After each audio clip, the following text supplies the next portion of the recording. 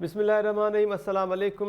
हमारी सीरिया आयो time news जो प्रोग्राम व्यूज़ टाइम में आया आहियां महताब अली नूर। नाज़रीन, अॻूणे वज़ीर आज़म इमरान ख़ान गुज़िरियल ॾींहुं लॻे ईअं पियो त तड़तकड़ में कुझु ॿियूं मसरूफ़ियतूं जेके आहिनि उहे कैंसिल करे पोस्टपोन करे ऐं हंगामी प्रेस कॉन्फ्रेंस तलब कई। उन प्रेस कॉन्फ्रेंस दौरान हुन जुमे खां लाहौर मां पंहिंजे लॉन्ग मार्च जी शुरूआत करण जो ऐलान करे छॾियो ऐं इन ऐलान खां पोइ उते मौजूदु जेके सहाफ़ी हुआ प्रेस कॉन्फ्रेंसिस में उन्हनि खे इमरान ख़ान जे इन ऐलान ते कुझु यकीन न पिए आयो, जंहिंजे करे उन्हनि 2-3 दफ़ा इमरान ख़ान खां इहो कंफर्म कयो त जुमे ते अवां लॉन्ग मार्च जो ऐलान कंदव या जुमे खां इहो लॉन्ग मार्च अवां शुरू करे रहिया आहियो। त इन ते इमरान ख़ान जो चवणो त न, आउं जुमे ते लाहौर जे GT रोड खां लॉन्ग मार्च जी बाज़ाब्ता शुरूआत कंदुसि ऐं उतां काफ़िलो वठी करे इस्लामाबाद जे लाइ रवानो थींदुसि। गुज़िरियल ॾींहुं ऐवान वज़ीर आला पंजाब में जेका इमरान ख़ान प्रेस कॉन्फ्रेंस कई, उन प्रेस कॉन्फ्रेंस दौरान इमरान ख़ान हिकु त पंजाब में नून लीग खे चैलेंज कयो त हाणे नून लीग खे चैलेंज कयां थो त हू पंजाब में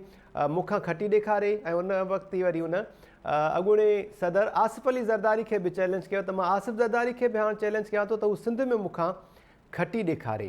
इन्हनि चैलेंजिस खां पोइ अॼु सूबाई वज़ीर शर्जील इनाम मेमून प्रेस कॉन्फ्रेंस कई। हुन इमरान ख़ान जी चैलेंज खे दिलि जी गहराइनि सां क़बूल कंदे चयो त पीपल्स पार्टी अॻु जे भेट में हाणे वधीक ॻरी अक्सरीत सां कामयाबी माणींदी। शाज़िया मरी तर्जुमान जेका आहे पीपल्स पार्टी जी वफ़ाक़ी वज़ीर, हुन बि पंहिंजो रद्दमल ॾिनो ऐं शाज़िया आता मरी जो चवणो त इमरान ख़ान खे आसिफ अली ज़रदारी जे जियालनि कराची ऐं मुल्तान में नंढी चूंड में शिकस्त ॾिनी आहे, तंहिंजे करे इमरान ख़ान घणा हवाल न कटे। वफ़ाक़ी वज़ीर शेर रहमान बि पंहिंजो रद्दमल ॾिनो। हुनजो चवणो त इमरान ख़ान लॉन्ग मार्च जो न पर शॉर्ट मार्च जो ऐलान कयो आहे। हाणे सूरत हाल जेका डेवलप थिए थी, जेके सवाल पैदा थियनि था, इन ते ॻाल्हि ॿोल कंदासीं। सीनियर तजिया निगार आहिनि, सीनियर सहाफ़ी लाहौर में मौजूदु आहिनि, इमदाद सुमरो साहब ख़ुसूसी तौर ते असांखे जॉइन कयो आहे। सीनियर तजिया निगार मुश्ताक मीरानी साहब अॼु हिकु प्रोग्राम में असां सां गॾु आहिनि। डॉक्टर अयूब शेख साहब, प्रोफेसर इनाम भट्टी साहब ऐं इदरीस लेगारी साहब बि असां सां गॾु आहिनि। Imdad Soomro sahab, thank you so much sir. अवां खां शुरूआत कयूं पिया प्रोग्राम जी। अवां लाहौर में मौजूदु आहियो ऐं GT रोड जी सियासत जी इम्पोर्टेंस जेका आहे उनखे रद्द नथो करे सघिजे। ख़ासि तौर ते जेके GT रोड जा इन्वेस्टर्स आहिनि, GT रोड जा सरमाएदार आहिनि, उन्हनि जो लाड़ो कंहिं तरफ़ वेंदे ॾिसो पिया अवां। ऐं GT रोड खां जॾहिं इहो लिबर्टी चौक खां लॉन्ग मार्च शुरू थींदो इमरान ख़ान जो, त इहो लॉन्ग मार्च का तब्दीली आणे सघंदो सर? इमरान ख़ान साहब लॉन्ग मार्च करण खां अॻु में बि जो ऐलान करण खां अॻु में बि हिकिड़ी प्रेस कॉन्फ्रेंस कई हुई जी। उहा प्रेस कॉन्फ्रेंस कई हुई इस्लामाबाद में बनी गाला में आज़म सवातीअ सां गॾु, बिल्कुलु, जंहिंमें आज़म सवाती जी आज़ादीअ खां पोइ प्रेस कॉन्फ्रेंस थी। उन प्रेस कॉन्फ्रेंस खे ऐं कल्ह की इमरान ख़ान साहब जी लॉन्ग मार्च जी प्रेस कॉन्फ्रेंस खे जेकॾहिं तव्हां मिलायो जी त तव्हांखे सम्झ में अची वेंदो त इमरान ख़ान साहब सिर्फ़ु ऐं सिर्फ़ु अरशद शरीफ़ जो जेको हिकिड़ो साम्हियो थियो आहे, जी उन साम्हिए जे करे क़ौम में हिकिड़ो ग़म आहे, गुस्सो आहे, माण्हुनि में हिकिड़ी बेचैनी आहे, सवाल था थियनि, हर घर में सवाल आहे कि छा पियो थिए। सो उन मामले ते चइबो आहे न त लोह गरम आहे ढकण जे अची। जी इमरान ख़ान साहब हिकिड़ो खून आहे, उनजो मुंहिंजो ख़्याल आहे त उनजो ख़्याल आहे त इहो उनखे पंहिंजे पोलिटिकली उन लाइ इस्तेमालु करे या उनजो वज़ार आहे सियासी जमात जो हक़ थिए थो, हालतूं सम्झनि था त मुंहिंजे हक़ में थी वियूं आहिनि। उनजे करे इमरान ख़ान साहब जेको लॉन्ग मार्च मुसलसल न पियो थियो, 26 मई ते इमरान ख़ान साहब चयो हुयो त आउं 6 ॾींहंनि खां पोइ वापसि ईंदुसि। बिल्कुलु, उहो मुसलसल हर जलसे में चवंदा हुआ त आउं जल्दी ऐलान कंदुसि, तयारी कयो, जल्द ऐलान कंदुसि। सो इहो जेको इंसिडेंट थी वियो, इंसिडेंट खां पोइ इमरान ख़ान साहब सडनली ऐलान कयो आहे। जेका आज़म सवातीअ सां गॾु प्रेस कॉन्फ्रेंस कई इमरान ख़ान साहब, उन में उन्हनि इहो चयो हुयो त आउं जुमे ॾींहुं ख़मीस या जुमे ॾींहुं ऐलान कंदुसि त कॾहिं लॉन्ग मार्च कंदुसि, बिल्कुलु, तारीख़ जो ऐलान कंदुसि। उनखां 2 ॾींहं अॻु में इज़हार विच में साॻियो थी वियो, उनखां 2 ॾींहं अॻु में इमरान ख़ान साहब जो ऐलान कयो आहे। अच्छा, हाणे जेका पहिरीं प्रेस कॉन्फ्रेंस आहे आज़म सवातीअ वारी, उन में 2 जुमिला इमरान ख़ान साहब जा इंपॉर्टेंट हुया। उहे जुमिला वठी पोइ उन खां पोइ असां सम्झी सघूं था त इमरान ख़ान साहब पाण केतिरो पुरुमीद आहिनि त उन्हनि खे कामयाबी मिलंदी। हिकिड़ो उन्हनि चयो हुयो त मूंखे यकीन आहे त हुकूमत चूंडूं न कराईंदी। जी ॿियो जुमिलो हुननि इहो चयो हुयो त लॉन्ग मार्च खां पोइ बि असांजी तहरीक जारी रहंदी, इहा तहरीक लॉन्ग मार्च ते ख़तमु न थींदी ऐं हुन खां पोइ हक़ीक़ी आज़ादी ताईं असांजी इहा तहरीक जारी रहंदी। यानी इमरान ख़ान साहब पंहिंजी जेको उहो ऐलान करे चुका पंहिंजे कारकुननि खे, छाकाणि त हुननि लॉन्ग मार्च खे या पंहिंजी तहरीक खे जेका हाइप ॾिनी हुई उनखे कारकुननि खे हेठि हाराइणो हो, कारकुन त पहाड़ ते चढ़ी विया। जी तो ख़ान साहब उन्हनि खे हेठि आणण लाइ इमरान ख़ान साहब हिकिड़ो पहिरियों माहौल ठाहियो। माहौल ठाहिण खां पोइ चयो भई जुमे ते ऐलान कंदुसि, पर वरी हुननि ॾिठो जॾहिं साॻियो थी वियो आहे त पोइ तड़तकड़ में इमरान ख़ान साहब जो ऐलान कयो आहे। पर हाणे उन खां पोइ वरी इमरान ख़ान साहब खां जॾहिं सवाल थिया त उन्हनि वरी इहो बि चयो त ऐं जेको लॉन्ग मार्च हूंदो उहो सुप्रीम कोर्ट ऑफ पाकिस्तान जो जेको 25 मई जो फ़ैसिलो आहे उनजे पैरामीटर्स अंदरि कंदुसि, यानी ऐं डी चौक ते बि न वेंदुसि ऐं रेड ज़ोन में बि दाख़िल न थींदुसि ऐं किथे अहिड़ी जॻह ते धरनो न हणंदुसि जिते अवामी ज़िंदगी मुतासिर थिए। इमरान ख़ान साहिबु H9 पार्क में या उनजे विच में जेको ग्राउंड आहे जेकर उन ते लख ॾेढ माण्हू गॾु वठी वेही था रहनि, साल वेठा हुजनि, कंहिंखे को फ़र्क़ु कोन पवंदो। उनजे करे इमरान ख़ान साहिबु जेको लॉन्ग मार्च जी ड्यूरेशन आहे उहा वधाई आहे त मतां को सूरत हाल का अहिड़ी थी वञे।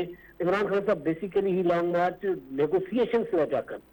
नेगोसिएशन छा लाइ त को डेट ॾिजे इलेक्शन जी, को हुकूमत खे मजबूर कजे, कमज़ोर कजे। ऐं इमरान ख़ान साहिब जो यकीन आहे जेको पाण पंहिंजी ज़बान सां चई चुका आहिनि त मूंखे इलेक्शन कोन मिलंदियूं। तो उनजे करे हुननि लॉन्ग मार्च जो जेको ड्यूरेशन रखी आहे उहा पूरो हफ़्तो रखी आहे। बिलावल भुट्टो जेको लॉन्ग मार्च कयो 27 फरवरी ते कराचीअ खां निकिता हुया ऐं 10 मार्च ते इस्लामाबाद पहुता, टोटल 10 ॾींहनि जो हुनजो लॉन्ग मार्च हुयो। इमरान ख़ान साहिबु लाहौर खां इस्लामाबाद ते 8 ॾींहं था वठनि। उहो इमरान ख़ान साहिब खे काफ़ी चैलेंजिस हूंदा। ही चैलेंज इमरान हुकूमत लाइ न हूंदो। इमरान ख़ान साहिब जो लॉन्ग मार्च बज़ाते ख़ुदि इमरान ख़ान साहिब लाइ हूंदो, छाकाणि त इमरान ख़ान साहिबु कुझु महीननि अंदरि ॿियो लॉन्ग मार्च करे इस्लामाबाद ॾांहुं वञनि पिया ऐं जेकर हुन लॉन्ग मार्च में इमरान ख़ान साहिबु 26 मई वांगुरु यानी 25 मई वारो जो लॉन्ग मार्च 26 मई ते वापसि वठी हलिया विया जनरल एवेन्यू खां, उन वांगुरु जेकॾहिं नाकाम थी विया त पोइ इमरान ख़ान साहिब लाइ वॾा सवाल पैदा थींदा। बज़ाते ख़ुदि इमरान ख़ान साहिब जे कारकुननि अंदरि हिकिड़ी मां मुख़्तसिर अवांखे हिकिड़ी इंफॉर्मेशन ॾींदो हलां त कुझु ॾींहं अॻु इजलास जो हुयो 15-20 ॾींहं अॻु PTI जो किचन कैबिनेट जो, उन में इमरान ख़ान साहिब ते ॿ तरह जो प्रेशर हुयो। हिकिड़ो प्रेशर हुयो त हाणे लॉन्ग मार्च जो ऐलान कयूं था त हाणे कढूं। ॿियो प्रेशर हुयो त बाबा तव्हां वटि ख़र्चु कोन्हे, पैसा कोन्हनि, धरनो हणंदासीं, धरने ते जेकॾहिं हफ़्तो 10 ॾींहं माण्हू रखजनि था त उनते करोड़ रुपया था लॻनि, उहे पैसा कोन्हनि। 60 जलसा करे चुका आहियूं, 2 इलेक्शन छॾी चुका आहियूं। उनजे करे ॿिनि प्रेशर्स में इमरान ख़ान साहिब जेके आया पे। हाणे इमरान ख़ान साहिबु फेस सेविंग लाइ इहा अनाउंसमेंट कई आहे। रस्ते ते ज़ाहिर वेंदा, रस्ते ते पोइ जेके जेके ज़िला आहिनि उहो ख़र्चु खणंदा वेंदा, पर इस्लामाबाद वञी वेहण जो जेको ख़र्चु आहे उहो इमरान ख़ान साहिब खे केरु ॾियण लाइ तयारु कोन्हे। अॻे ई ॻाल्हि ॿी हूंदी हुई, अॻु में ज़ाहिर जाम सारियूं क़ुवतूं जेके इमरान ख़ान साहिब खे सपोर्ट कंदियूं हुयूं। सनतकार हुआ जिन्हनि खे चयो वियो बाबा 2014 जो धरनो हिन खे तव्हां स्पॉन्सर कयो। मीडिया ते ज़ोर हूंदो बाबा इमरान ख़ान साहिब जी हर शइ जेका तव्हांखे बॉल टू बॉल कमेंट्री ॾियणी आहे, इमरान ख़ान साहिबु कुल्फी था कनि उहा बि ॾेखारणी आहे, ढंढ बैठक था कनि उहो बि ॾेखारिणो आहे। सो हाणे सूरत हाल डिफरेंट आहे। मुंहिंजे ख़्याल में ही धरनो हुकूमत खां वधीक इमरान ख़ान लाइ, ही लॉन्ग मार्च हुकूमत खां वधीक इमरान ख़ान जी पंहिंजी सियासत लाइ चैलेंज हूंदो।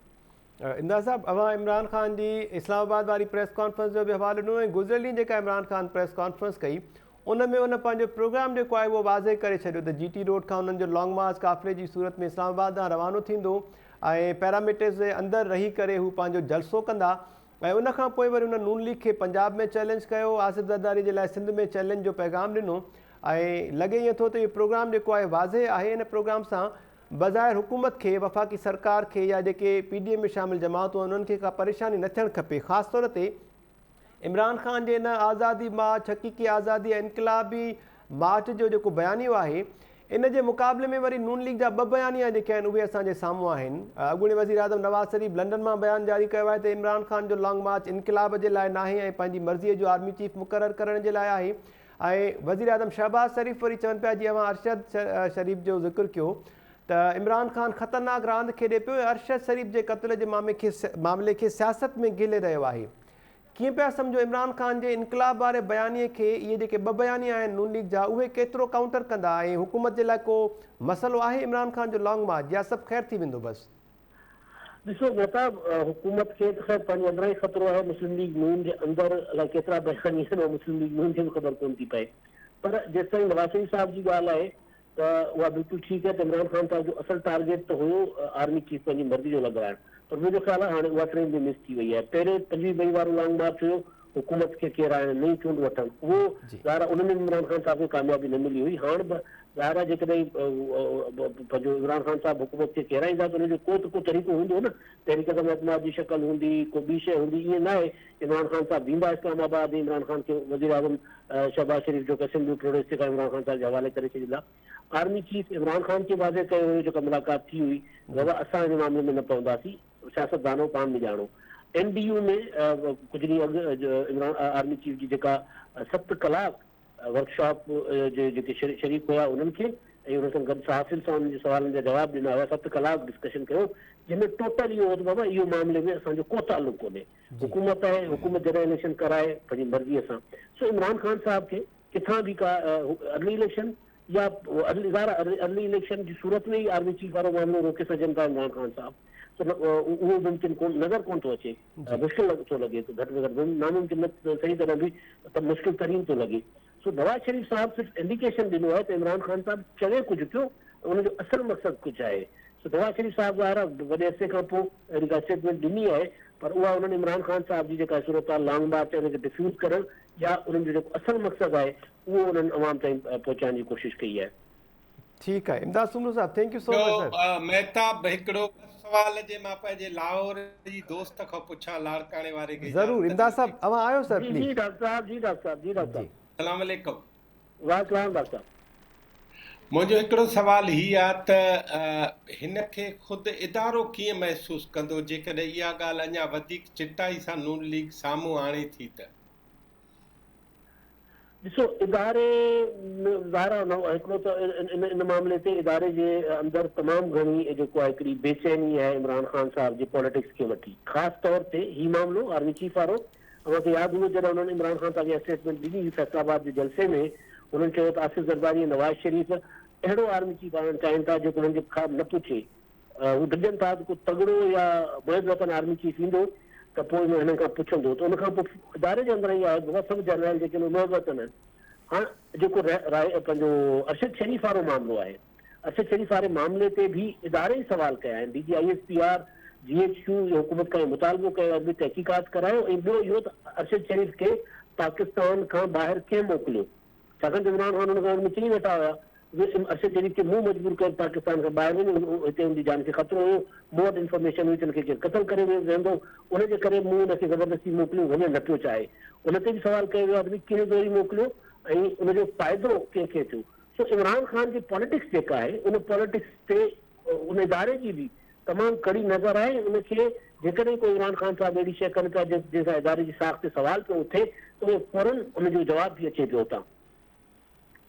मुंहिंजो ॿियो सुवाल हीअ आहे त अव्हांजी नज़र में हिते लाहौर में वेठे अव्हां सॼो क्लाउड बि ॾिसो था ऐं सॼी पॉलिटिकल एक्टिविटी ज़ाहिर आहे पंजाब ऐं पख्तूनख्वा सूबे में थींदी, त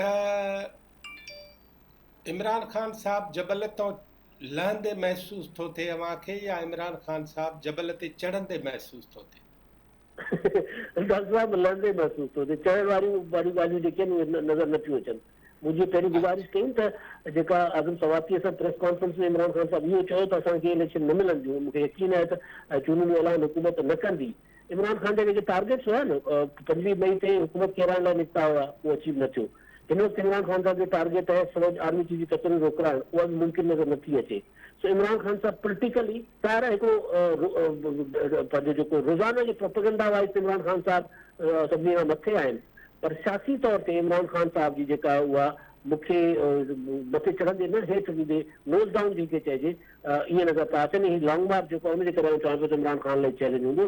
त लॉन्ग मार्च में जेकॾहिं अचीवमेंट इमरान ख़ान खे का न मिली त असां ॾिसो त पोलिटिकली इमरान ख़ान साहब जो जेको कारकुन आहे जेको 6 महीननि खां रोडनि ते आहे मुसलसल, कॾहिं जलसनि में कॾहिं लॉन्ग मार्च में, उहो मायूस थींदो, उहो फ्रस्ट्रेट थींदो। इमरान ख़ान साहब बतौर सदर आरिफ अलवी जे डिप्रेशन में कॾो ॻोल्हिया विया आहिनि, फ्रस्ट्रेशन जो शिकार बि आहिनि। उनजो कारकुन जेको इमरान ख़ान जे पोयां आहे उहो फ्रस्ट्रेट थींदो। इमदाद साहब, यकीनी तौर ते डॉक्टर अयूब शेख साहब ही जेको उन्हनि जो पंहिंजो मौक़िफ़ ओपिनियन रहियो आहे न इमरान ख़ान जे लाइ, त उनखे हाणे जबल तां हेठि लहंदे ॾिसी सघिजे थो। इन मौक़िफ़ जे लाइ ओपिनियन जे लाइ अव्हांजो वोट जेको आहे वरितो आहे, असां वांगुरु अव्हां बि इन ई मौक़िफ़ जी हिमायत कई आहे। Thank you so much sir इमदाद सुमरू साहब। डॉक्टर अयूब शेख साहब, सर अव्हांजे इन मौक़िफ़ खे ओपिनियन खे हिकु वधीक वोट मिलियो आहे लाहौर में वेठल सीनियर सहाफ़ी पारां त इमरान ख़ान खे हाणे जबल तां लहंदे ॾिसी सघिजे थो, कुझु फ्रस्ट्रेशन जो शिकार बि आहे। इन फ्रस्ट्रेशन में ही जेको लॉन्ग मार्च आहे कहिड़ी तब्दीली आणे सघंदो, छा मुमकिनात में शामिल आहे? हिकिड़ो त शेक्सपियर चयो त जे असां रिढूं न हुजऊं हा त सीज़र बादशाह न हुजे। ठीकु आहे। जेकॾहिं इमरान ख़ान जूं मुख़ालिफ़ पार्टियूं या इक़्तिदार ते वेठल PDM अकुल सां कमु कंदी ऐं अहिड़ो न ॻाल्हाईंदी जो रोज़ु माफ़ी वठे। कल्ह तव्हां 2 माफ़ियूं ॾिठियूं, हिकिड़ी बिलावल जी, ॿी मरियम जी। बिल्कुलु। अवां अहिड़ा कम कयो छो था? नंबर 1।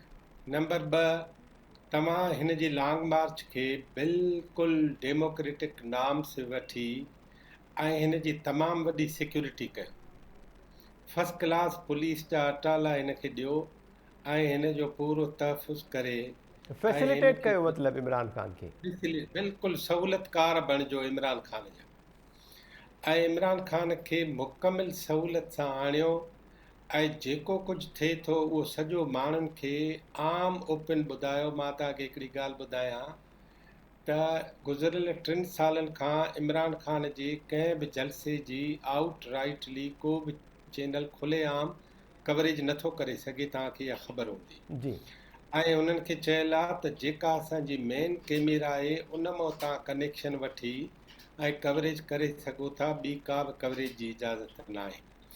मां चवां थो त पाकिस्तान जी अॼोकी हुकूमत मुकमिल उन जी साइंटिफिक कवरेज करे, न नंढो ॾेखारे न वॾो ॾेखारे, जेको कुझु लॉन्ग मार्च में थिए थो ऐं ख़ुदि वक़्त जे ईंदड़ मुबसर खे ऐं यूनिवर्सिटियुनि जे ईंदड़ रिसर्चर्स खे इन लॉन्ग मार्च जे वसीले हिकिड़ो तमामु वॾो स्टफ मिली वेंदो ऐं उन स्टफ जे करे पाकिस्तान में हिकिड़ी सूरत हाल पैदा थींदी।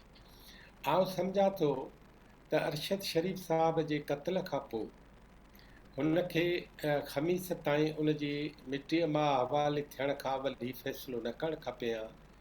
ऐं कुझु माण्हुनि जो ख़्यालु आहे त जीअं त अरशद शरीफ़ खे मोकिलियो बि गुज़िरियल हुकूमत हो ऐं अरशद शरीफ़ जे हवाले सां इमरान ख़ान चई वेठो आहे त हुनखे ख़बर आहे त हुनजी टारगेट किलिंग कीअं थी आहे। नंबर 3 अहम ॻाल्हि हीअ आहे जेका पाकिस्तान जे इदारे ISPR कई आहे त हिन सॼे क़त्ल जो फ़ाइदो कंहिंखे थियो आहे।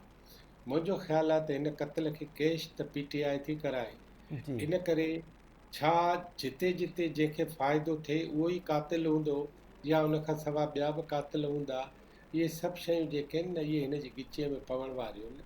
ॿी ॻाल्हि इहा आहे त PTI जे ख़िलाफ़ु हाणे इलेक्शन कमीशन ऑफ पाकिस्तान कानूनी रस्तो वठणु शुरू कयो आहे ऐं जेको कुझु PTI इनहराफ़ थी करे इनकार थी करे इदारनि खे नथी मञे, घटि वधि ॻाल्हाइण ऐं गारियूं ॾियण खे न, जी। पर मिसाल हाज़िरनि ते नथा वञनि, उहो हू सिधो हाणे सुप्रीम कोर्ट में था वञनि।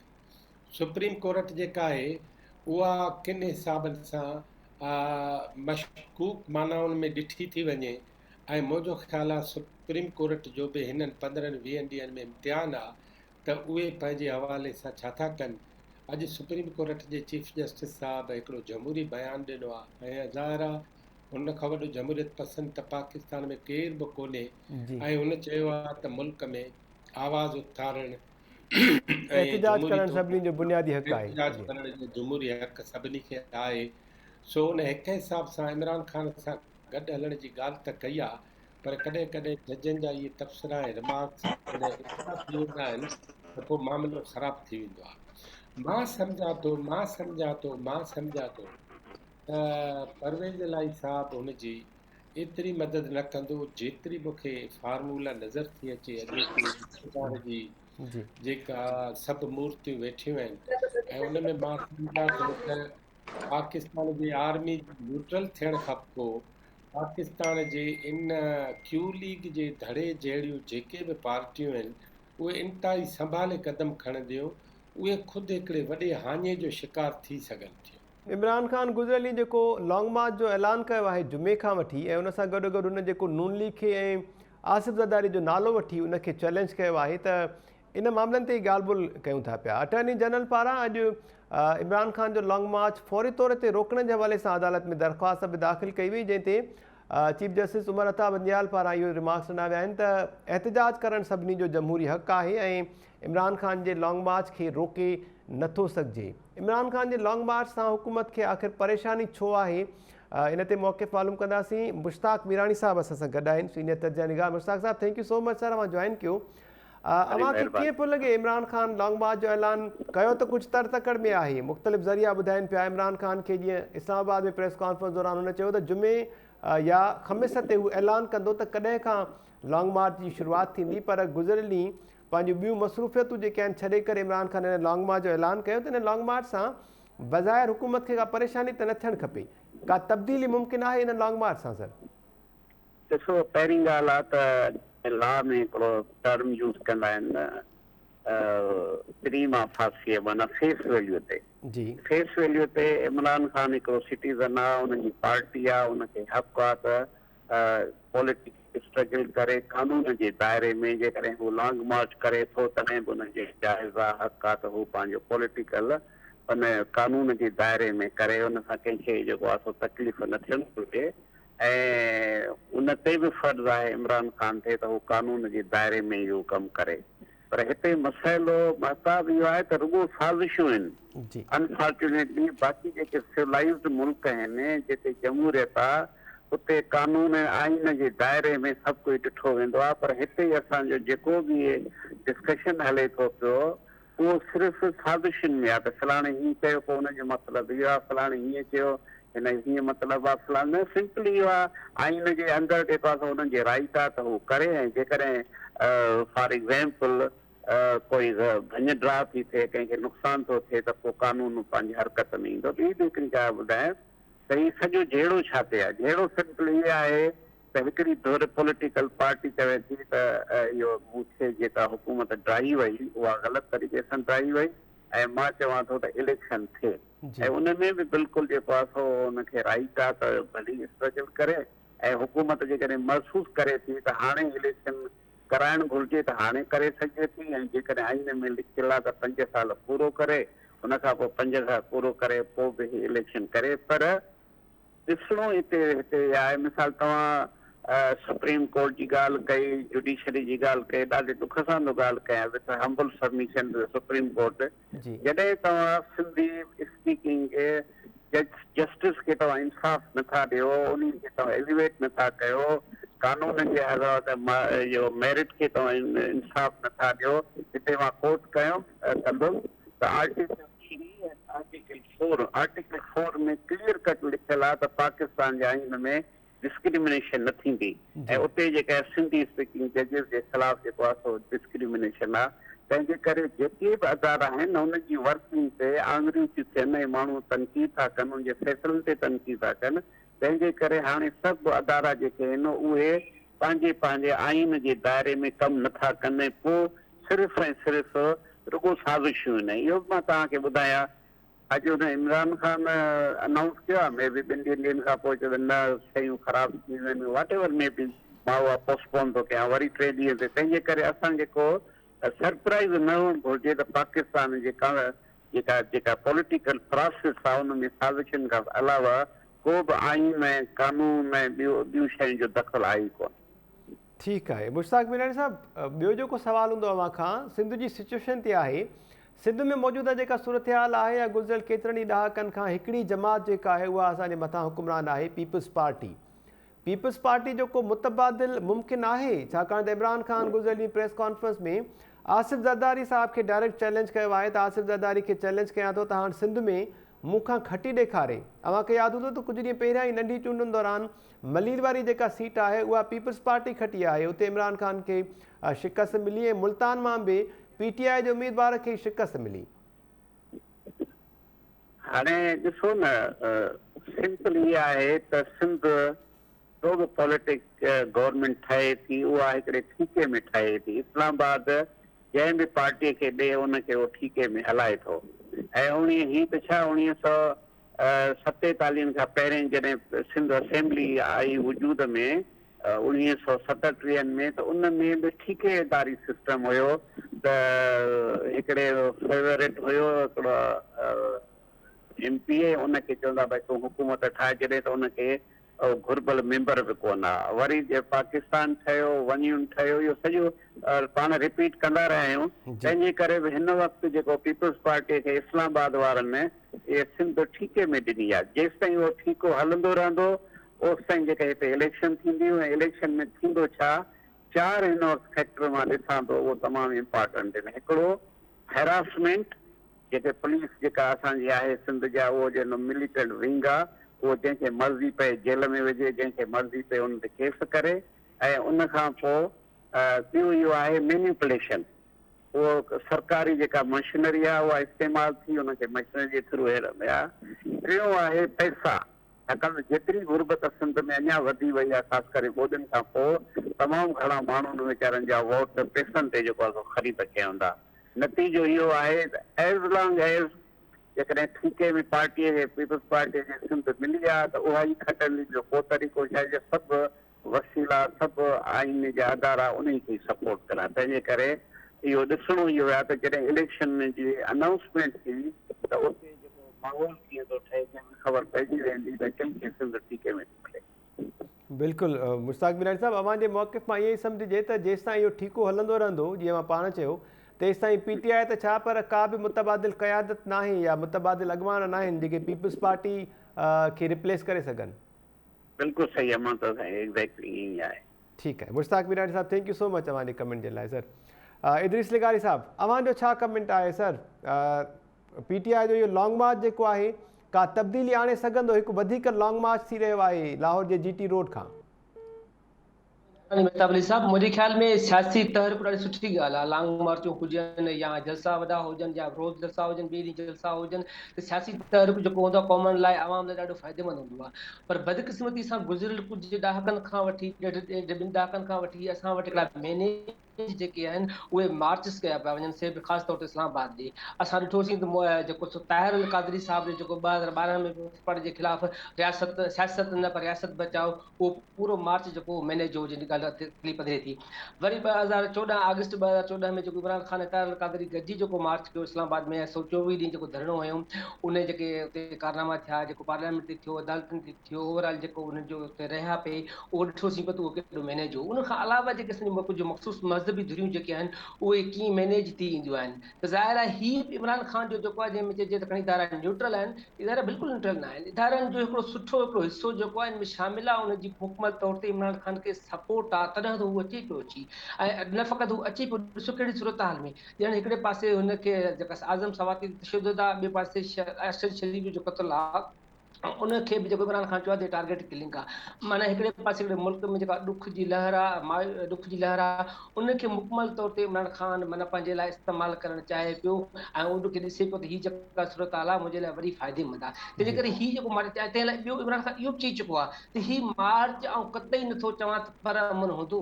हाणे जॾहिं घणी पाण चए थो त हीअ मार्च कतई पर अमन न हूंदो, त मतिलबु कुझु बि थी सघे थो।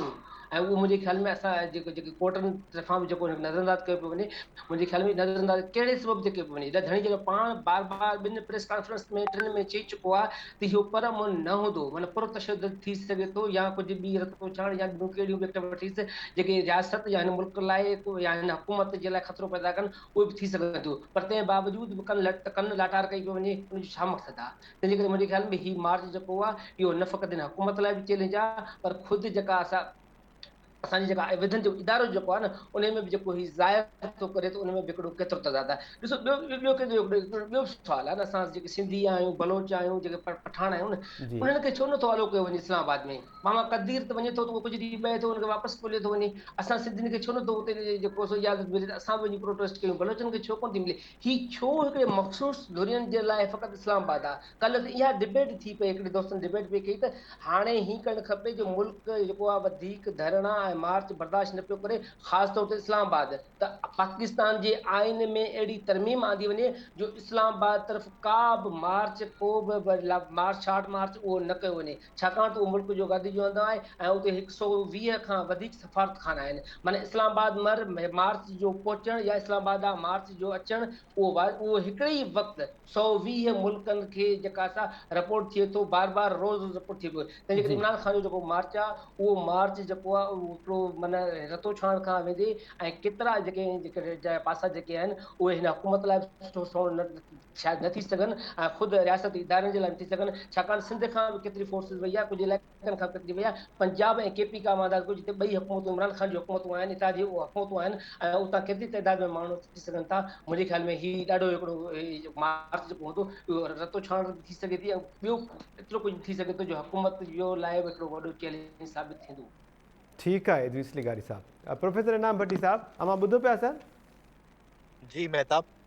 इनाम साहब, अवां जो छा इन ते मौक़िफ़ आहे, ओपिनियन आहे? इमरान ख़ान जो लॉन्ग मार्च जेको आहे, इदरीस लिगारी साहब चवनि पिया त ज़रूरु किथे न किथे इदारनि जी इमरान ख़ान खे अञा ताईं सपोर्ट आहे, जंहिंजे करे हू लॉन्ग मार्च इस्लामाबाद वठी अचे पियो। इमरान ख़ान खां सवाइ ॿिए कंहिं माण्हूअ खे या कंहिं धुर खे त इस्लामाबाद में अचण जी इजाज़त ई न मिलंदी आहे।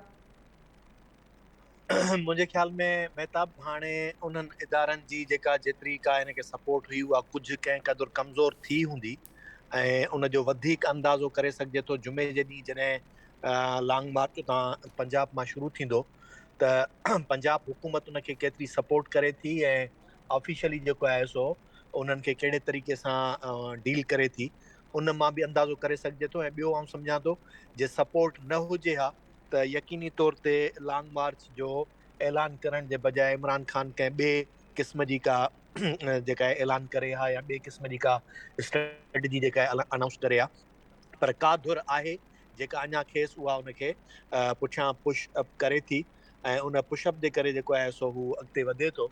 ऐं ॿियो इन्हनि सभिनी शयुनि जो तालुक़ु शायदि इन सां बि हुजे त किथे ईअं त कोन्हे त जेकॾहिं वाकई रतो छाण थिए थी ऐं ख़राबी जेका आहे सा वधे थी त उन जा पोइ आख़िरी नतीजा कहिड़ा हूंदा।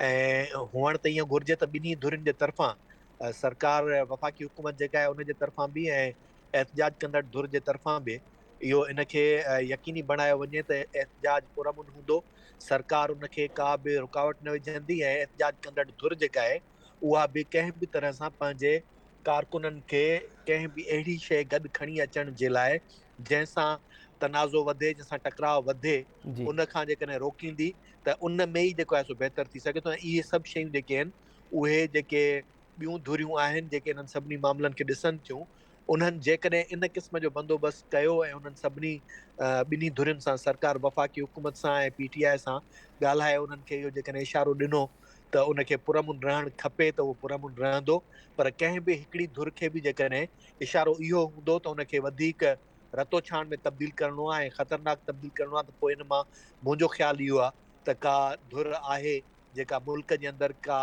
ॿी अहिड़ी सिचुएशन चाहे थी, का अहिड़ी हालत पैदा करणु चाहे थी जंहिंसां जमहूरियत पंहिंजे रस्ते तां थिड़ी वञे।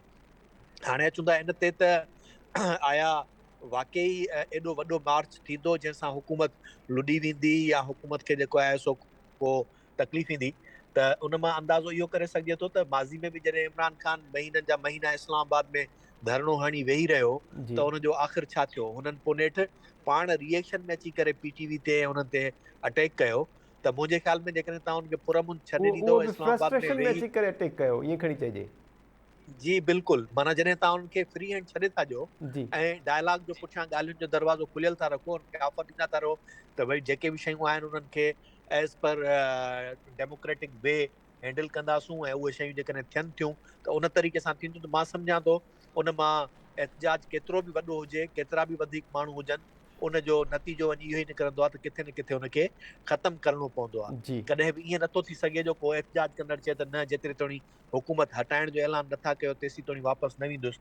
ऐं उहा सूरत सिर्फ़ु तॾहिं थींदी आहे जॾहिं का रतो छाण थिए, का ख़राबी पैदा थिए ऐं का हिकिड़ी धुर हुजे जेका धुर उन मां फ़ाइदो वठणु चाहींदी हुजे, यानी टीं धुर, इन्हनि ॿिन्ही जे बजाए का टीं धुर जेका असां हुनजो बेनिफिट वठणु चाहींदी हुजे। त आउं सम्झां थो इमरान ख़ान जी इन लॉन्ग मार्च जो वधीक अंदाज़ो जुमे वारे ॾींहं खां पोइ करे सघिजे थो त उन में शिरकत केतिरी थी थिए, उन खां अॻु में उन जे लाइ रुकावटूं कहिड़ियूं विधियूं थियूं वञनि, ऐं ॿियो उन खां अॻु में उन सां ॻाल्हाइण जे लाइ जेके धुरियूं आहिनि, असुल वाघधणी जेके आहिनि उहे यकीनी तौर ते वधीक मुतहरिक थिया हूंदा जी ऐं उन्हनि ॻाल्हियुनि ॿोलियुनि जा रस्ता अञा तेज़ करे छॾिया हूंदा ऐं उन जा नतीजा कहिड़ा था निकिरनि, इहो सभु मुंहिंजे ख़्याल में जुमे खां पोइ ई अंदाज़ो करे सघिजे थो त असुल नतीजो छा निकिरंदो। मुंहिंजो वधीक हिन ते ख़दशो इहो आहे त इन जे ज़रिए कंहिं टें अमल जी ख़्वाहिश रखंदड़ धुर उहा कोशिशां आहे त इहो थी सघे थो यानी हू कंहिं ॿिए अहिड़े अमल, यानी आउं सिधो सां चवां खणी त को अहिड़ो ऑर्डर जारी थी वञे, चाहे पोइ जुडिशरी करे या जी कंहिं ॿिए हंधा थिए जंहिंसां मौजूदा जेका हुकूमत आहे उहा कंहिं बि तरह सां सस्पेंड थी वञे। जी ठीकु आहे प्रोफेसर इनाम भट्टी साहब, इहो नओं एंगल जेका उहो मां ॾिनो आहे। डॉक्टर अयूब शेख साहब, अवां अचूं पिया सर, पहिरियां त अवां जो जेको पहिरियों मौक़िफ़ हो त इमरान ख़ान खे फ्री हैंड छॾियो वञे, उनखे इंडोर्स कयो आहे इनाम भट्टी साहब। उन्हनि बि ताईद कई आहे त इमरान ख़ान जे लॉन्ग मार्च खे डिफ्यूज़ करण जी कोशिशि गवर्नमेंट बिल्कुलु बि न करे ऐं उनखे फ्री हैंड छॾे ॾियो त हू भले पंहिंजो पुरअमन लॉन्ग मार्च कनि या जहिड़े तरीक़े सां इस्लामाबाद में अचनि पिया एहतजाज करणु उन्हनि जो हक़ आहे। ॿी जेका इनाम साहब ॻाल्हि कई आहे त टीं धुर जेका कोशिश आहे त कुझु ॿियो थी वञे, उन्हनि जी कोशिशि इहा हूंदी त कहिड़े न कहिड़े तरीक़े सां हुकूमत जेका उहा सस्पेंड थिए। छा आइन इन जी इजाज़त ॾिए थो? अहिड़े क़िस्म जी का सूरत हाल पैदा थी सघे थी? हिकु ॿियो सर सिंध जी सूरत हाल ते जेको इमरान ख़ान चैलेंज कयो आहे आसिफ ज़रदारी खे, पीपल्स पार्टी खे, सिंध में अवां पीपल्स पार्टी जो मुतबादिल को ॾिसो पिया या PTI खे ॾिसो पिया पीपल्स पार्टी जे मुतबादिल तौरु? 2 खां 3 मिंट आहिनि डॉक्टर साहब अवां वटि प्लीज़ सर। हिकिड़ो त पाकिस्तान लेवल जूं जेके बि पार्टियूं आहिनि उन्हनि बलूचिस्तान ऐं सिंध खे नो लिफ्ट पॉलिटिक्स जे ते उन में रखी छॾियो आहे डायल ते, जंहिंजे करे उन्हनि में नवाज़ लीग जा माण्हू हुजनि या तहरीक इंसाफ़ जा माण्हू हुजनि, उहे सिंध जे लाइ कमु न कंदा आहिनि। नंबर 1 उन्हनि खे कमु करणु न ॾींदा आहिनि। नंबर 2 9 माण्हू चूंडिजी आया हुआ नवाज़ लीग जा, 9 जा 9 वापसी इस्तीफ़ाऊं ॾेई ऐं वरी आया पीपल्स पार्टी में। ही जेके तहरीक इंसाफ़ जा माण्हू आहिनि इहे त अलाए किथां जा माण्हू आहिनि, पर जेके बि माण्हू आहिनि उन्हनि मां हिकु बि माण्हू खे न इमरान ख़ान जो दीदार नसीब थियो, न उन सिंध में पॉलिटिक्स करण जी इजाज़त उन्हनि खे ॾिनी। इहो रवैयो जेको आहे न उहो कॾहिं बि बाक़ी पीपल्स पार्टी खां सवाइ बाक़ी पॉलिटिकल पार्टियुनि खे अॻिते वधण ई नथो ॾिए सिंध में त उहो पंहिंजी का पॉलिटिक्स करे सघनि। इन करे इन ॻाल्हि जो बिना इम्कान कोन्हे। बाक़ी ॾिसो कंहिं बि माण्हू खे सभु कुझु चवण जो हक़ु आहे, हुजण बि खपे। ऐं पीपल्स पार्टी जे जंहिं सिंध जे लाइ हू चए थो, उन सिंध जे लाइ इमरान ख़ान इहो चयो त सिंध जे माण्हुनि कराची ते कब्ज़ो कयो आहे, इंटीरियर जा माण्हू क़ाबिज़ आहिनि। हाणे उहे अलाए कीअं था वोट ॾियनि इमरान ख़ान खे। पीपल्स पार्टी जी मुखालफ़त न कंदे असां इमरान ख़ान जी हिमायत नथा करे सघूं, या पीपल्स पार्टी जी मुखालफ़त करण जो मतिलबु इहो न हुजणु खपे त का इमरान ख़ान जी हिमायत थींदी। इहो तव्हां पंहिंजे दिलि मां रखी छॾियो। ॿी ॻाल्हि इहा आख़िरी ॻाल्हि थो कयां, टाइम थोरो आहे मां वटि, उहो हीअ आहे मुंहिंजो पंहिंजो ख़्यालु इहो आहे, मूंखे अमेरिका मां बि दोस्तनि चयो त असांखे अमेरिका में ईअं थो लॻे ॼण पाकिस्तान में मार्शल आहे ईंदी। इनाम भट्टी बि उन क़िस्म जी ॻाल्हि कई आहे। इहो अमेरिका में ऐं इनाम में जेको विच में कनेक्शन आहे इहो असांखे ॾिसणो पवंदो। हिकिड़ी ॻाल्हि। ॿी ॻाल्हि इहा आहे त आउं नथो सम्झां न मार्शल जूं सूरतूं आहिनि, पर जेकॾहिं पाकिस्तान जो चीफ जस्टिस मुनीर वांगुरु पंहिंजो किरदारु अदा कंदो त पोइ हिकिड़ो नई सदीअ जो नज़रिया ज़रूरत क्रिएट थी वेंदो, पोइ छा बि थी सघे थो। ठीकु आहे डॉक्टर यूब शेख साहब। इदरीस लिगारी साहब, टाइम कुझु घटि आहे, अव्हांजो छा पॉइंट आहे? कुझु नओं जेको आहे उहो थींदे ॾिसो पिया इस्लामाबाद में, ऐं गॾोगॾु इमरान ख़ान जज़्बात में कुझु चैलेंज त करे वेठो, पर सिंध में PTI एतिरी सरगर्म नज़र न आई आहे असांखे गुज़िरियल केतिरे अरसे खां वठी त इमरान ख़ान खे पंहिंजे हिन चैलेंज जी का मोट ॾींदो सिंध जो अवाम? ब्रीफ कमेंट कजो सर प्लीज़। ॾिसो जेसीं ताईं पीपल्स पार्टी जो नेमल बदल, मुंहिंजे ख्याल में इनखे आउं रीफ्रेज़ करे हीअं चवां त सिंधी वॾेरा शाही जो नेमल बदल। जी 70 में जेका असां भुट्टो साहिब हो, पर जेको ज़िया जो दौर में भुट्टो साहिब कोन पीपल्स पार्टी वेठी हुई, ख़ुदि मुशरफ दौर में कहिड़ी पीपल्स पार्टी वेठी हुई। त सिंधी ऐं मुख़्तसर ॻाल्हि कई, सिंधी माण्हुनि जो असुलु मसइलो आहे सिंधी वॾेरा शाही, जेका अयूब ख़ान सां गॾु वेठी, जेका भुट्टे साहिब सां गॾु वेठी, याया ख़ान सां गॾु वेठी, ज़िया सां गॾु वेठी, वरी नवाज़ शरीफ़ सां गॾु वेठी, वरी बेनज़ीर साहिब सां गॾु वेठी, वरी मुशरफ सां गॾु वेठी, वरी नवाज़ शरीफ़ सां गॾु वेठी, वरी हींअर वेठा आहिनि। अॼु बि जेकॾहिं आउं चवां सम्झां थो त इस्टेब्लिशमेंट सां मामला पीपल्स पार्टी जा गड़बड़ थियनि, हेठि मथे थियनि, सुभाणे ई 40 MP प्रेस कॉन्फ्रेंस कंदा त असांखे जबर हेठि हुआसीं, वरी ज़ुल्म वेठि वेठासीं, वरी 2 ॾींहं छॾे 15 ॼणा ॿिया ईंदा, 3 ॾींहं पीपल्स पार्टी जी का बि अक्सियत कोन रहंदी। तंहिंजे करे सिंधी माण्हुनि जे लाइ वॾे खां वॾो मसइलो सिंधी वॾेरा शाही आहे। पीपल्स पार्टी वग़ैरह कुझु बि न आहे, वॾेरा आहिनि, कॾहिं हिन पासे कॾहिं हुन पासे पिया फिरंदा। तंहिंजे करे असांखे जेको नेमुल बदल जेको विचो क्लास ऐं ॿियो जेको पोइ आवाम दोस्त ऐं पोरे जेके धुरियूं जेके हुजनि दोस्त हुजनि उहे अचनि, उहे अॻुवाणी कनि, उहो हिकिड़ो वॾो हाल मौजूदु आहे। भई वॾेरा इमरान ख़ान कहिड़ा, इमरान ख़ान वॾेरा वठी ईंदो, मथां ॿियो ईंदो उहो वॾेरा वठी ईंदो, त अधो ॼाओ अधी मुंहिंजी अधो ॼाओ असां ओतिरे ओतिरा। त मुंहिंजे ख़्याल में वॾेरा शाही जो नेमुल बदल वॾेरा शाही न आहे, अवाम दोस्त सियासत ऐं जदोजहद आहे। ठीकु आहे इदरीस लिगारी साहब। इनाम भट्टी साहब अवां ॿुधो पिया सर? इनाम भट्टी साहब अवां आयो लाइन ते? जी जी मेहताब बिल्कुलु। इनाम साहब, डॉक्टर यूब शेख साहब जो चवणु आहे त अमेरिका में वेठल जेके उन्हनि जा दोस्त आहिनि ऐं अवां जे विच में इहो कनेक्शन बि ॻोल्हणो आहे, जेके उहे चवनि पिया त कुझु न कुझु नओं थी सघे थो मुल्क में या ताक़तवर धुरियूं अची सघनि थियूं इन ते अवां छा रद्दमल हूंदो ऐं सिंध जे हवाले सां प्लीज़ कमेंट कजो सर ब्रीफली त PTI मुतबादिल थी सघे थी या सिंध में पीपल्स पार्टी जेको मुतबादिल थी बि सघे थो या न PTI भी हिन वक़्तु महताब मुंहिंजे मालूमात मुताबिक़ उन्हनि ई वॾेरनि सां राब्तनि में आहे जिन वॾेरनि जो पीपल्स पार्टी में हींअर स्टेक आहे कुझु जेके हुन खां ॿाहिरि वेठा आहिनि उन्हनि पंहिंजे जमायत खे वधाइण जे लाइ का बि अवामी तौर ते का अहिड़ी पज़ीराई सिंध में हासिलु न करे सघिया आहिनि उनजो सबबु उन्हनि जूं पॉलिसीज़ आहिनि उन्हनि जी पॉलिसी जेका आहे कंहिं बि तरह सां सिंध दोस्त जंहिंखे अवाम पसंदि करे उहा अहिड़ी कोन रही आहे तंहिंजे करे आउं सम्झां थो त उहो हिकिड़ो वॾो मसइलो आहे जंहिंजे करे जेका असां हिनखे PTI खे नथो चई सघिजे त को अवाम में एॾी वॾी मक़बूलियत माणींदी हा जीअं इद्रीस चयो त हिकिड़ा वॾेरा हिकिड़ो घर छॾे वरी ॿिए घर में अची करे वेही रहंदा त उहो थी सघे थो बाक़ी रही ॻाल्हि अमेरिका जे ऐं दोस्तनि जी ऐं मुंहिंजे कनेक्शन्स जी त वाकई में ई आहे ऐं हिनखे हिकिड़ो त आलमी पस मंज़र में ॾिसंदो आहियां बार बार आउं रिपीट कंदो रहंदो आहियां त हिन ख़िते जी सूरत हाल 70 वारे ॾहाके जहिड़ी ई पैदा थी वई आहे जंहिंजे करे अमेरिका बहादुर खे छा थो खपे हिते उन हिसाब सां ई हुननि जी का स्ट्रेटेजी हूंदी ऐं ॿियो हुन सां गॾोगॾु जेको आहे जुडिशरी खे तव्हां हींअर काफ़ी ॾींहंनि खां वेठा ॾिसो था पिया ऐं जेका मुंहिंजे ख़्याल में सिधो सो क्लियर जेको चयो वियो त सिंधी जज नथा ॾिसणु चाहियूं त उनजो बि सबबु शायदि इहो थी सघे थो त मथां सिंधी जज कंहिं बि अहिड़नि फ़ैसिलनि में उन्हनि जे लाइ मुश्किल बणिजी सघे या उन जे लाइ रुकावट बणिजी सघे ऐं बाक़ी जेके ॿिया जजिस आहिनि उन्हनि मां शायदि 5 त हींअर मुकमिल तरह ते होॾा आहिनि 6 जो बि उहो ई डायरेक्शन हूंदो जेको उनखे असुल वागधणी चवंदा कंहिं बि फ़ैसिले जे लाइ त मूंखे इहो काफ़ी अरसे खां वठी लॻंदो आहे त हींअर का बि जेकॾहिं कंहिं बि क़िस्म जो को अहिड़ो डिसीशन आयो त उहो जुडिशरी जे ज़रिए ईंदो उहो तव्हांखे हींअर को हुन मां 111 मां या किथां जेको आहे सो ॿियनि हंधनि तां कोन मिलंदो मुंहिंजो इहो आहे त केॾी महिल बि जेकॾहिं का अहिड़े क़िस्म जो को डिसीशन अचे थो त उहो ईंदो जुडिशरी जे ज़रिए ऐं जंहिंखे पोइ वरी सभई मजबूरन क़बूल कंदा त भई हाणे पाकिस्तान जी हाईएस्ट जेका कोर्ट आहे हुनजो ऑर्डर आहे उनखे क़बूल करणो पवंदो जी ठीकु आहे प्रोफेसर इनाम भट्टी साहब महताब आख़िरी हिकिड़ी ॻाल्हि जी इनाम doctor Sahib Sahib ji please इन में जेको सन आहे न 1970 जे बजाए जेकॾहिं असां 2006 ऐं 7 विझूं जी त वधीक मुनासिब थी वेंदो जॾहिं मुशर्रफ एमरजेंसी लागू कई ऐं जजनि उनखे क़बूल करे पोइ PCO जा जज ऐं वॾो हिकिड़ो हिसाबु ठहियो हिकिड़ी ॻाल्हि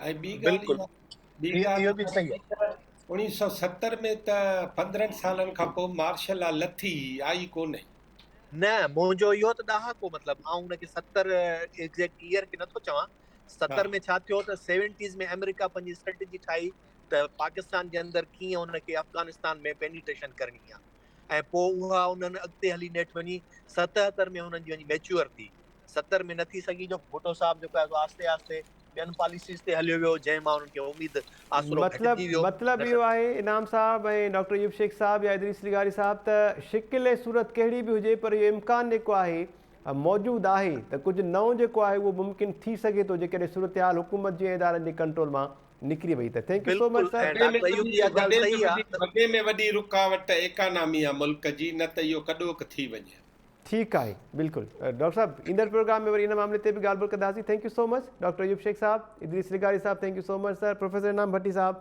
थैंक यू सो मच तव्हांजी वॾी महिरबानी मुश्ताक मिराणी साहब अवांजी वॾी महिरबानी इमदाद सुमरो लाहौर मां असांखे जॉइन कयो अवांजी बि वॾी महिरबानी इमरान ख़ान जेको लॉन्ग मार्च जो गुज़र ॾींहुं ऐलान कयो आहे उन लॉन्ग मार्च सां का तब्दीली मुमकिन थी सघे थी लाहौर जे GT रोड जी सियासत जेका आहे उनजी पंहिंजी जाइ ते इम्पोर्टेंस मौजूदु आहे ऐं हिन भेरे इन लॉन्ग मार्च में उहा केतिरी कारगर थी सघे थी इन ते पैनलिस्ट जी राय शामिल कई ऐं गॾोगॾु जेको इमरान ख़ान सिंध हुकूमत खे ख़ासि तौर ते पीपल्स पार्टी खे चैलेंज कयो आहे त आसिफ ज़रदारी हाणे सिंध में खटी ॾेखारे छा PTI सिंध में पीपल्स पार्टी जो या नई हुकूमत जो को मुतबादिल थी सघे थी इन ते पैनलिस्ट पंहिंजी राय ॾिनी आहे अॼोके प्रोग्राम जो वक़्तु पुॼाणी ते पहुतो ईंदड़ प्रोग्राम ताईं ॾींदा इजाज़त अलाह निगहबान।